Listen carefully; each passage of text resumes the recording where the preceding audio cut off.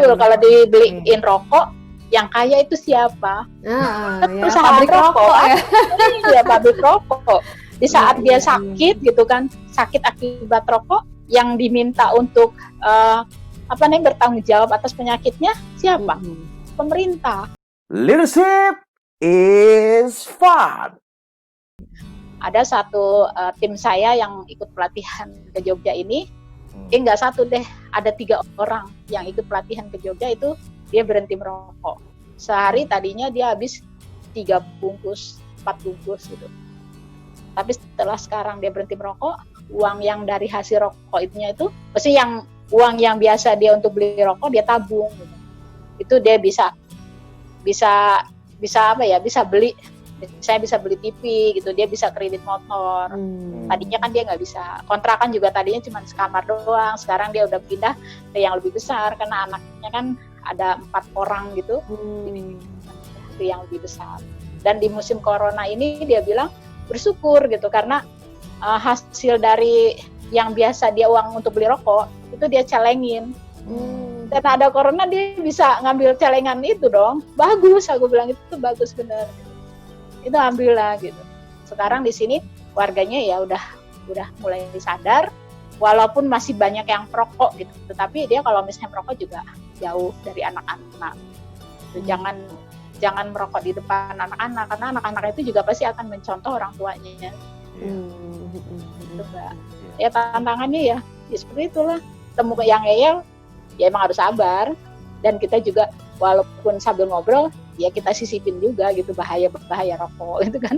Pas dengar dia cerita, saya sudah nggak merokok Mbak gitu, udah berhenti, itu seneng bener gitu. Jadi ada perasaan seneng karena ada orang yang berhasil juga ngikutin jejaknya dari yang tadi Mbak Yati ceritain gitu ya. Yang meninggal juga ada di sini, udah macam-macam. Ya memang sih kalau rokok itu kan nggak langsung terasa akibatnya ya Mbak ya. Beda sama kita makan cabai gitu, sekali gigit langsung berasa pedes gitu. Tapi kalau orang perokok itu nggak langsung sekarang penyakitnya ketahuan gitu, enggak. Itu emang jangka panjang.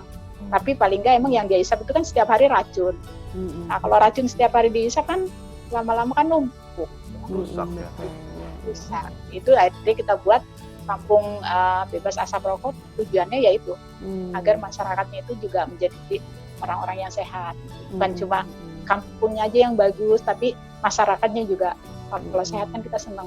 Rumah sakit juga mungkin nggak bejubel kan. Semakin sehat, sekarang, biayanya juga semakin rendah untuk biaya kesehatan, bener nggak? Iya, itu juga bisa nabung gitu ya, daripada dibakarin terus ya, betul ya? Iya, betul. Kalau dibeliin rokok, yang kaya itu siapa? Perusahaan pabrik rokok ya. Iya, pabrik rokok. Di saat dia sakit gitu kan, sakit akibat rokok, yang diminta untuk bertanggung jawab atas penyakitnya siapa? Pemerintah. Ya, itu betul. Kan lewat BPJS itu, gitu kan. Saya jadi ingat salah satu ini cerita sebentar nih. Saya jadi ingat salah satu teman saya, dia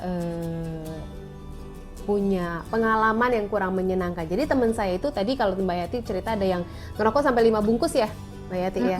Nah, teman saya juga. Jadi teman saya itu dia setiap harinya merokoknya sekitar 4 sampai 5 bungkus gitu kan. Sangat aktif gitu. Dan ternyata dianya sehat-sehat tuh Mbak Yati. Sehat-sehat. Cuman ya itu yang disayangkan, istrinya kena sakit kanker paru-paru gitu kan. Pasif berarti dia. Pasif, bener, perokok pasif. Terus itu kemudian meninggal dan ternyata anaknya juga kena. Paru-paru juga. Akhirnya jadi dua-duanya nggak ada nih sekarang. Nah, kemudian beliau baru menyesal setelah nggak ada dua-duanya. Kemudian dia sekarang juga sering campaign gitu terkait dengan merokok ini.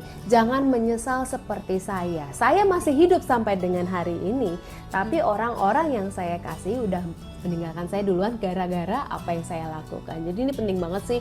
Yang tadi saya jadi memetik bahwa apa yang kayak saya lakukan gitu, apa yang kita lakukan secara pribadi, sebenarnya kita nggak tanggung jawab sama diri kita sendiri, tapi juga kita bertanggung jawab sama orang-orang yang kita kasihi gitu. Tadi yang saya petik tadi seperti itu. Silakan Mas Agung kalau mau ada pertanyaan. Nah, ini sekarang kan tentang kepemimpinan, tentang kepemimpinan dengan kalimat tentang tentangnya banyak banget kata-katanya, salah ya. Nah, konteksnya adalah memikul tanggung jawab. Nah, pertanyaan saya buat Mbak Yati, kira-kira kalau dihubungkan dengan misi Mbak nih dan memikul tanggung jawab, kira-kira apa sih Mbak yang Mbak lakukan dalam memikul tanggung jawab dalam misi Mbak tuh Mbak, terutama dalam pekerjaan Mbak sekarang ini, kira-kira apa? Ya, memikul tanggung jawab. Nah, kita itu masih kayak saya gitu ya. Emang ini sebuah tanggung jawab gitu. Tanggung jawab kalau misalnya keluarga ini sehat, tanggung jawab saya itu kan berarti agak ringan gitu kan.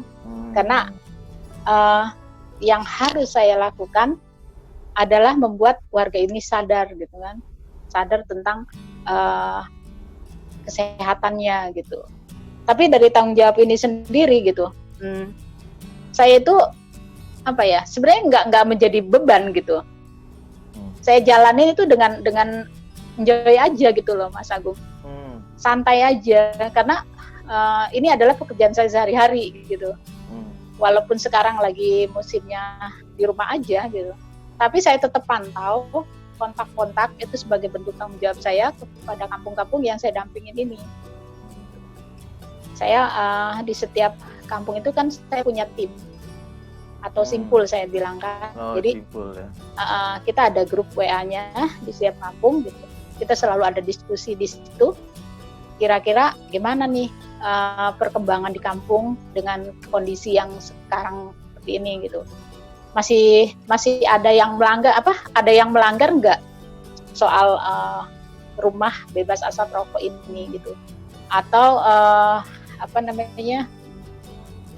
mereka itu masih konsisten gitu ya, masih konsisten sama sikapnya dia bahwa dia masih tetap menerapkan rumah bebas asap rokok atau kampung tanpa rokok.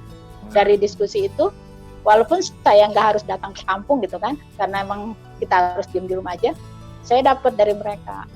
Jadi setiap kali kita kan suka ada buat flyer gitu, Mas Agung, Mbak Christine gitu. Di tim saya ini kan divisi pendidikan dan perorganisasian, kita juga ada orang yang bisa membuat flyer-flyer tentang bahaya rokok gitu. Jadi saya kirim ke grup gitu. Nanti mereka kirim lagi ke grup yang lain. Kemudian mereka juga akhirnya bikin spanduk tentang himbauan-himbauan gitu. Jangan merokok di dalam rumah. Kita ada himbauan-himbauan terus gitu. Itu kita masih tetap mendampingi mereka. Jadi itu adalah tanggung jawab saya. Kalau misalnya ada yang melanggar, udah pasti saya juga akan turun gitu kan. Nggak langsung negor, karena dari tim saya ini, simpul saya ini, kalau misalnya dia negor karena dia orang warga situ gitu, dia pasti akan marah. Memang harus ada orang yang berkuasa lah, menurut saya seperti itu.